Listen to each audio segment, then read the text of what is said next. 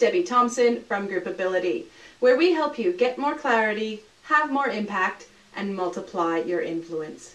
And in today's video strategy, I want to talk to you about how to be convincing. Because not everyone is influenced in the same way. Here's what I found when I worked in the corporate world. With some people I worked with, we could have one conversation and the job was done. For example, if I needed to manage up and get my boss to make a decision, they might do it on the basis of a single conversation. And the same with staff I needed to delegate to. But there were a large number of people who I needed to practically hound, or at least that's what it felt like, in order to get any sort of agreement from them at all. And then I learned that people are convinced in different ways, and that most people are never going to make snap decisions.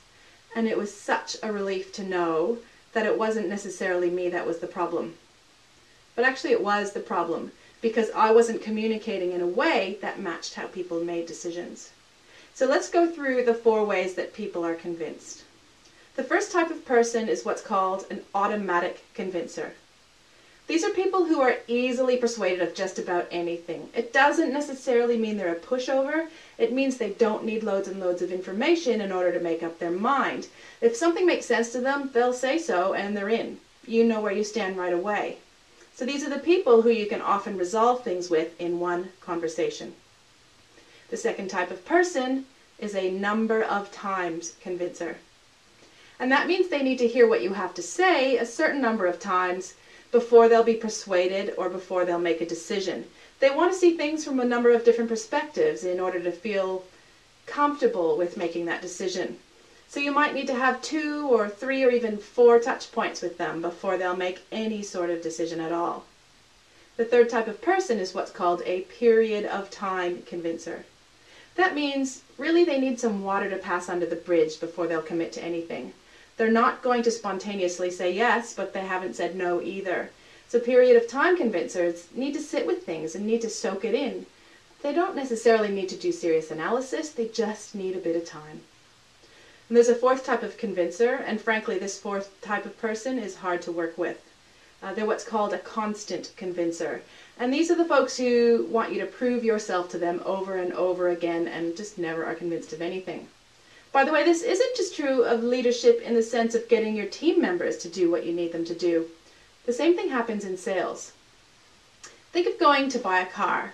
So if you're the type of person who goes out to buy a car and you come home on the first day driving that new car, you're probably an automatic convincer. But if you need to go in for 2 or 3 test drives before you take the plunge and maybe compare it to a few other cars, you're probably a number of time convincer. But if you need to go away and think about it for a week, you don't really need the test drive, you just need to let it kind of sink in, you're probably a period of time convincer.